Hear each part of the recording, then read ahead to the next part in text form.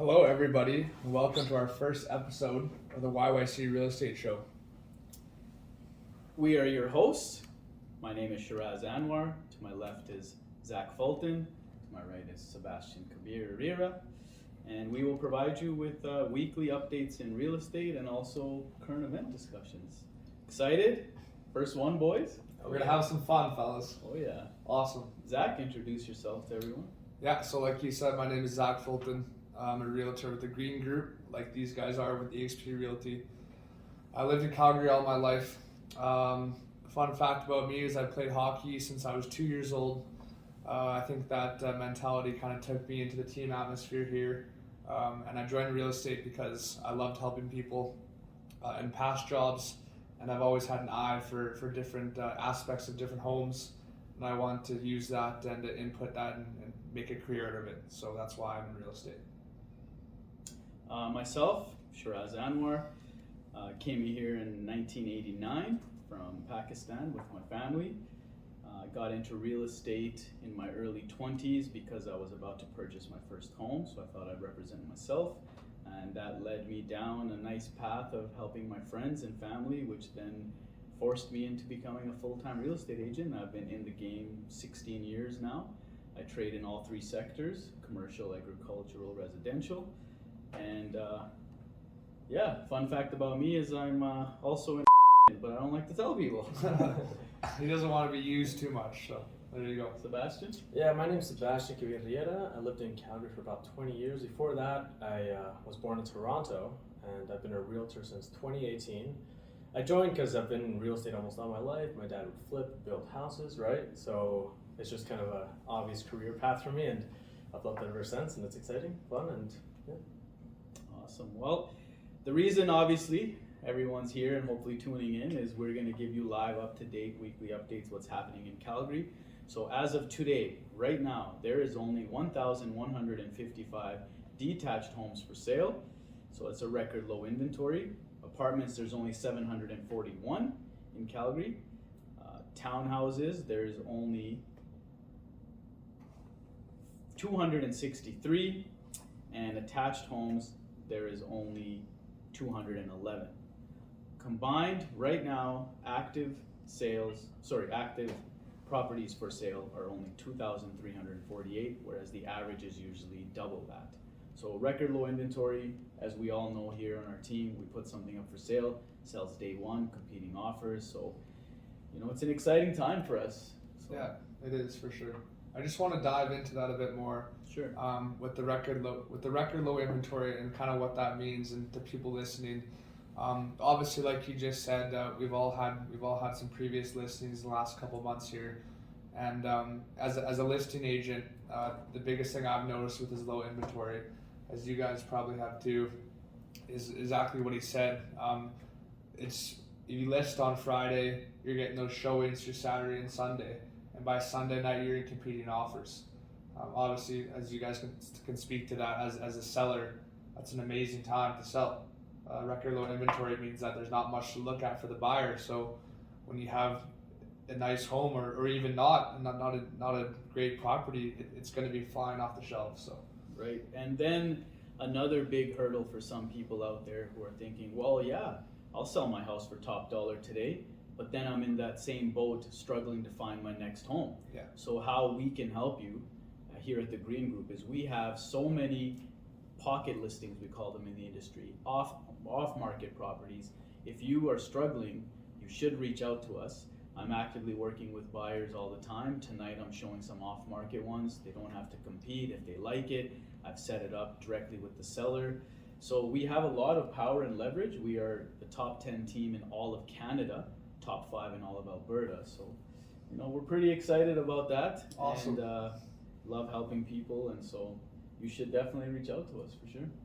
Sebastian? How about the market? Yeah, it's kind of crazy. Last year we had such a fantastic market for sellers, and buyers too. Everybody was buying, everybody was selling, right? And we thought, next year things are going to come down, but they didn't. They haven't. Sellers are still selling, buyers are still buying. That's why we have low inventory and people are selling fast, right? So it's a fantastic time to be in it, right? And people who are waiting for the market to crash, some people say it will, some people say it won't. Keep waiting. Keep waiting. Yeah, keep waiting, exactly. But honestly, if you're looking for a new lifestyle or a change of scenery, don't. It's not. There's no point in waiting, right? And I always say to all my clients and anyone that just ask me general question, how's the market? And I always tell them the market can be up, down, left, right. It only matters to you if you're selling or buying in that market. If I sold you your home a year ago and you're like, man, I should have waited and sold now. Well, when you sell 5 years from now, 10 years from now, you're always gonna come out ahead. If you sell your property even for the dollar you sold it for, you're always gonna have equity. You're always gonna get your down payment back plus the equity. So it's always a wise investment. Real estate can't be taken from you, it can't be stolen, it can't be lost. It's one of, if not the safest investments in the world. So you ask all the millionaires, billionaires, all the successful people, they all have a real estate portfolio. So that intrigued me. I became a homeowner in my early 20s, been a homeowner since, loved it, buying, selling, developing. So it's great. I'm really passionate about what I do. I'm excited, and I know you guys are too. Of course, yeah. And just to speak on that a bit more, I think a big misconception you could call it, or something that I've heard from buyers, either from open houses or leads, is like you just said, is hearing all the news about the market and all the buzz, and I call it noise. And it's a big thing as a buyer or seller. Just try to eliminate that noise. It's better to get the facts from your realtor. You speak to a professional like one of us, and obviously we can help you kind of navigate that path. But I think the biggest thing is not getting caught up in the noise, and just kind of trusting your gut and trusting the professional opinion and shooting that shot, and I think it'll work out. Like you just said, real estate's going to be one of, or if not your biggest asset you'll have in your life. So I think it's a great decision. Yeah. So let's talk about some fun stuff in real estate. You can consider it fun, exciting, but you talk to a real estate agent, you meet them at a party, like there's so many stories. We deal with so many different people. We're not just real estate agents. We're there to help them in so many aspects. I always go over and above for my clients. I do things that are, usually they wouldn't expect an agent. They just, show me a few houses, open doors, and then you're left in the hands of a lawyer or something. But me, I'm there every step of the way. I ask them what their holdbacks are, what they're worried about, what their stresses are. Like, I'm there to take care of those things. I've organized professional movers, I've organized professional cleaners, I've made sure they're in the right hands as far as a lawyer, an inspector, a mortgage broker. So if they come to me, that's all they need to do. They need to just let me get to work, and we take it from there. But some funny stories are, you're at an open house. I was at one the other day, and obviously I'm not going to mention the address or the names or anything like that, but you have to contend and respect everybody. So you got to respect the neighbors. Yeah, I'm selling a house right there, but sometimes the neighbor doesn't like so much traffic and so many cars and people during open house hours. So I had a person come by and say, I don't want people parking in front of my house. Make sure no one parks in front of my house. And as I was saying, yeah, no problem. I'll definitely make sure, and I'll move my car and make sure it's not blocking. And as I'm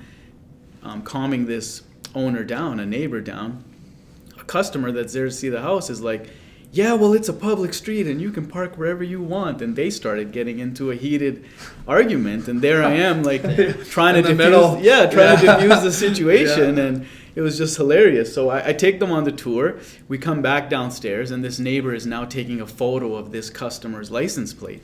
And the customer had a child sleeping in the car who didn't want to get out and come look, and then the kid gets scared and he opens the door and says, "Hey lady, why are you taking photos of me?"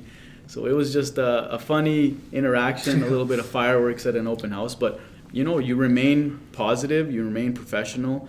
I diffuse the situation.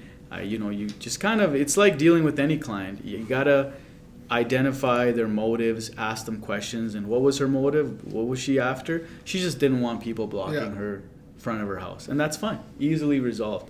But you're gonna run into clients, people from the public that get heated, look to get into arguments. So I just wish I had that recorded. I wish that was on the podcast there. Yeah. No, I think to go off that, I think it's nice to hear stories like that and remember that no matter if it's a realtor or any job in construction, or if you're a financial advisor or anything that's a career or a job even at that, you're still a person at the end of the day. I think it's cool the amount of experience we get to gain, not only in real estate but dealing with different people and what kind of drives someone to say or do what they do. So I think that's a good story to that. Mine recently would be not as intense as that, but I was open housing a property in a really nice area in West Hillhurst. Again, won't say the address there, but it was over $1 million, really nice new build. And I had a gentleman come in, really nice guy, don't get me wrong, a great person, but he did a walk around the house and he came back to me and he said, "So what do you think about $700,000? And I said, "Well, sir," obviously trying to stay professional and calm. I said, "What if you were selling this house and you listed it for 1.1 and someone came at 700,000? What would you do?" And he said, "Well, I don't know, but if I listed something at that price, then I'd want that price." And I said, "Well, you can go in at 700,000. I'll happily write up the offer for you. I know the listing agent very well. Does it come back in your success? I don't think so. But if it does, then hey, you just got a $400,000 deal." But so obviously he didn't end up writing, and the house sold 2 days later for the asking price. I mean, most of the time they just end up pissing off the seller, and they'll be like, "Actually, you know what? 1.2." Yeah, no, exactly. Yeah, even quickly about that, I had a buyer, and we came in super low on a let's just put the price at it was $800 for the listing, and he came in super low, more than 50 grand lower, and the seller came back at 800 grand and $1. Oh. Added And a dollar? Added a dollar, and just as a big, bit of a middle finger in the air type of mentality. But yeah, that's something that we all see all the time. And I mean, I tell my buyers, or I'm never gonna not write an offer for you. It's my due diligence to do what you want. Can I guarantee success or guarantee a slap in the face back? No, but we hope it works out. So. Yeah, always, remind your clients that this is two parties. Mm-hmm. It's always a buyer and a seller. Always look at it on both sides. I do remind people, just like you do, Zach, that if you were the seller of this home and you were asking $1 million, how would you feel if someone offered you $700,000? Right? Yeah. You kind of want to let them know that there's two sides. Everyone wants a deal, but you have to be reasonable as well. Yeah. So, no. Sebastian, why don't you tell us a cool story? I remember you. We won't say the addresses and keep people private, but I remember you purchased one of my listings, and the seller, who was my client, needed to rent the garage off of you. So talk to us about how sometimes those scenarios come up. I mean, in this case, it was a property that I purchased with a partner to flip, right, to renovate, to do everything. And in that case, we do what we needed to make the deal happen, right? And in this case, the owner needed time to move out, right, the money to purchase a place or rent a place. So we rented it in the garage for about a month. For him to live in? No, Oh, not to live in. It's okay. heated. It was heated. I was gonna say that. We specifically told him not to live in it. He was like, "What do you think about me? Like, I'm not that kind of person." I was like, "I don't know, man. I don't know." Yeah. Each their own. But yeah, no, it turned out he was like, "Yeah, no, I'll be out of here in 7 days." 7 days turned into 14. 14 turned into the whole month. And he was squatting at his own house. It kind of, because I was like, you expect people to be polite, reasonable, but when we'd go in there, there's just cigarettes all over the ground. And luckily, we're renovating everything, so it wasn't much of an issue. But it was so hard to get him out, right? Yeah. In the end, it was even about the mailbox key. He was like, "I have mail that's coming," and I was like, "You had a month to figure that out. We do need to collect all the items back, right? Keep everything organized." And in the end, the lesson I learned is it's best just to, once the deal is done, the deal is done. Everybody splits ways, Mm-hmm. In this case, that would have been much nicer. And at this point, he's out. We've been moving forward with the renovations. We're like a month out from finishing, which is awesome. Mm-hmm. But yeah, that was interesting. He was your seller, right? Yeah, it was my client. Yeah. Yeah, you had to do a little extra for him. Oh yeah, just buy him cigarettes. Hey, buy him darts. we gotta do what we gotta do. Yeah. No. And I mean, and sometimes in some instances, like for example, I just had a buyer, and he purchased a property, and he asked me to ask the seller if they could. So possession is coming up. It's on April 3rd, and he asked me to ask the seller if they could start moving stuff into the garage on March 27th. So it's not in contract. The seller is easily able to say no, but he said yes. So sometimes little stuff like that can help out, but when it gets to people living there and having full access or whatever it is, sometimes it can get a bit interesting. Yeah. But for us agents, for clients, any of you out there, always get everything in writing. yeah, Always Big protect thing. yourself. big thing I've learned. Everything in writing. And something cool. Let's look at the top 5 most expensive listings in Calgary. Number 1. Let's do it. Where is it? 9.5 million. I was gonna say 10, so that's a good 9.5 million, Upper Mount Royal, 717 Royal Ave. It's a rare opportunity. It's a great estate. It's called the Sire Estate of Mount Royal. Wow. It's just over an acre, 1.03 acres, right in downtown. So 5 bedrooms, 5.5 baths. But here's a thing some people don't know is some inner city properties like this one, the property taxes are $29,800 a year. Wow. Well, $10 But million because you got an acre in inner city, right? Yeah. So number 2 is 8 million. It's south of Calgary, 4111 on 162 Ave Southwest. So if you keep going down McLeod Trail and 162, you get a whopping 18.95 acres, a really nice house, 5 beds and 6 bathrooms, $8 million. Is that the one that you were involved in a couple years ago? No, Is it I was different? involved in just land. A land one. Yeah. Okay, just making And it. this This house one is is a 9,000 square feet. So And here's a cool one. You might not know, but here's number 3, 7.988 million. Penthouse. It is. It is a penthouse. I knew it. I've seen this one. In Eau Claire with only 2 bedrooms, 2.5 baths for almost $8 million. Amazing view. People ask me, well, what's the condo fees on something like that? $3,111 a month. For that, you get a caretaker, common area maintenance, heat, water. You still got to pay electricity. You're taken care of. Yeah. But, Number 4, you're in Aspen Woods, beautiful community, Okay. 7.9 million, Wow. 44 Aspen Ridge Heights. Now, the cool thing about this one is I've seen this house. it's actually been traded hands a few times, It has. No, I've seen this house. This is about a 9-minute drive from my house in West Springs there. It's So- beautiful. Yeah, it's 0.83 acres, so a Beautiful. huge property. Whopping $61,000 in property taxes, though. 61,000. 61,000. More than the inner city one. Yeah. And number 5.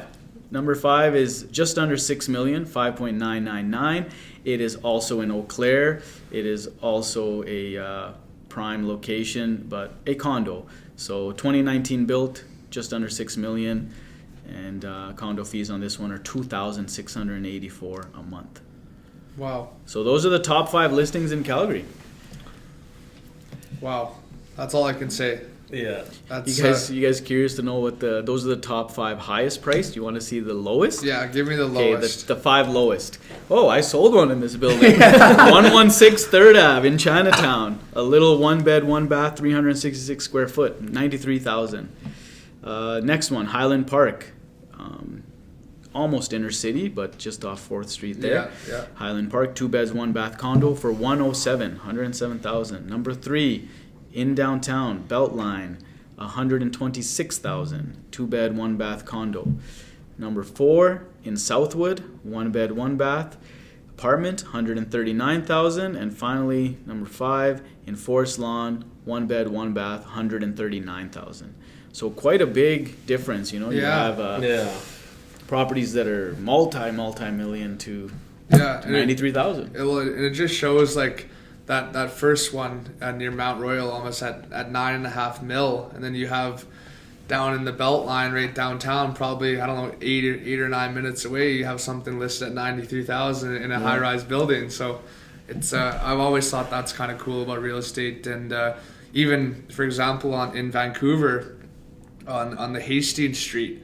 One of the sides of the Hastings Street in West Hastings is all 800, 900,000 $1 million homes, and on the other side, it's just the complete opposite. So I've always thought that's kind of cool about the market and how the city works. So Yeah, I mean, those that don't know, Calgary is split up into 4 quadrants, and each quadrant has its appeals, but monetary price-wise, Southwest is always number one, then Northwest, then Northeast, then Southeast. Mm-hmm. So for value, assessments, property taxes, Southwest is always the most desirable, most expensive, most luxurious homes, then Northwest, then Northeast, and finally Southeast. Yeah, and obviously that doesn't mean to say that in those other quadrants you could have a house in the Southeast, and there's such a discrepancy in some things, but that you're all right. That is kind of how. That's just like numbers. Yeah, general, of course. But there's hidden gems and hidden streets in all four quadrants that are amazing, right? No, amazing. And even like one neighborhood away, the price is going to be so different, right? Like when you're comparing prices to properties, right? You can't be like, oh, I live in this neighborhood, and one neighborhood above me they're selling for $200,000 more. It doesn't work that way. No, you got to compare within the neighborhood. I had a listing I sold in the South Calgary, and it was in Mackenzie Lake. And fully renoed. It was a reno and flip foreclosure I got from my clients. So I got it to them for just over $400,000. They did the renos. We sold it for $550,000. And then 2 houses down, a completely different property.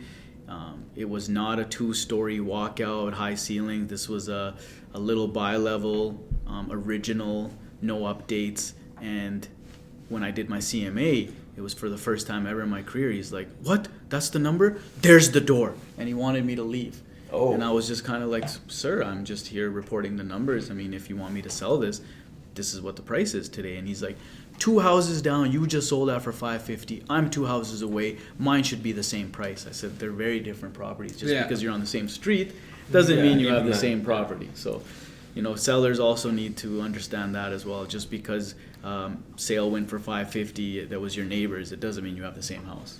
Yeah, no. And I find it funny, even with that, it's like, for you, you'd want them to get the top dollar. Like, right, you wouldn't, it's not like you're coming in there and saying to sell for less. Like, you'd want them to sell at the highest they can, but we also have to be realistic and professional and give our opinions and say, look. Yeah. Well, that's our job, right? Yeah, of course. You're not going to take a listing with the intention to just have it sit there. You're going to sell it. Yeah. So you have to do your due diligence and do your homework, and I did, as I always do, and that one definitely was apples and oranges. They could not compare. Yeah. Square footage, renovations, just because they're 2 doors down doesn't mean they're the same product. No. Yeah, no, I completely agree. That's good. This was a great first episode, gentlemen. Yeah. No, I'm happy. Some current events I was looking at, some news and stuff like that. Is there anything you guys come to mind you guys want to talk about? I'd just like to talk about a little bit the Calgary Flames here. Okay. And I try not to I try to leave my opinion out of professional sports. Like I said, I played hockey for my whole life. I ended up playing at a pretty high level at the end of it. And I call them the Flamers. So I always love my flame. When I was a little kid, my dad always used to say, I used to call them the Flamers. So I kind of stuck with that. But if anyone on the Flames is listening to this, or anybody that knows anybody on the Flames, please make the playoffs, boys. I'm rooting for you. You're close. I've watched your last 10 games religiously. A lot of away games there on different networks. They legally stream in different games, but you boys are close. Let's get in the playoffs. Let's fill the dome up. Have some dome foams. Hit the red lot, and that's all I want to say. I hope. I know you guys are trying, but I just want that extra fan appreciation to come out and say you guys are almost there. So how close are they? What would they need to make it? I gotta double check. They're very close to the wild card spot. So there's teams that have already made the playoffs, and then there's 2 teams in any wild card. So they're right behind right now, I believe, Winnipeg and Nashville. Don't quote me exactly on that, but very close, and they're around that 81 point range. And now there's 8 games left. But I mean, as anybody listening that knows about the Flames, they have the most overtime losses this year in the NHL, which is huge. If you flip that around, they're in the playoffs clear. So I love watching the boys. I love Huberdeau. I love Anderson's having a year. Markstrom's having another good year, along with a long list of players. I used to train with a great guy named Matthew Phillips. He's on the AHL team, the Wranglers. Oh, nice. He had a couple call-up games with them this year, so always rooting for that guy. Absolute great character guy. Can't say enough nice things about the guy. So, I hope the boys can do her. So, that's my end of it. Nice. Got to root for the hometown team. You got to. I can't. Hey, if you're listening and you're an Edmonton Oilers fan, I'll still work with you, but please, come on. We're in Calgary here. Like, you gotta cheer for the hometown boys. I'll give you some trending news here in town. Like, this is just news, not sports.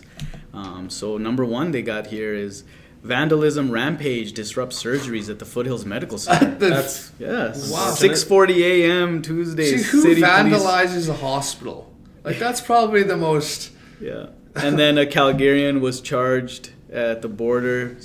They took 3.6 million of methamphetamine from a Calgarian. Okay, yeah, these are very good Wow. events. C-Train Airport expansion is among the pledges. I heard So, that. That's a with good the arena thing. deal. That's going to be something we could talk about in the future episodes of real estate and that new line coming in, how much exposure that's going to bring to the whole city Yeah. and the value that's going to go up in the areas that are Dude, now those going to have neighborhoods? that new line. Yeah. That's going to be awesome. So A Calgary convenience store was fined $10,000 for selling vapes to minors. wow. And if you guys haven't heard of that tech firm here, Cement, not sure how to pronounce it, but it's one of Calgary's leading tech firms. They cut their workforce by 25%. Just Wow. announced. So In Calgary? yeah, Wow. Okay. so Wow. a lot of migration Lots of coming current here. events. Still lots of jobs, but you Yeah. know, as you can see, like some companies, they're still trying to get over all the debt they got into with COVID. Right? Yeah.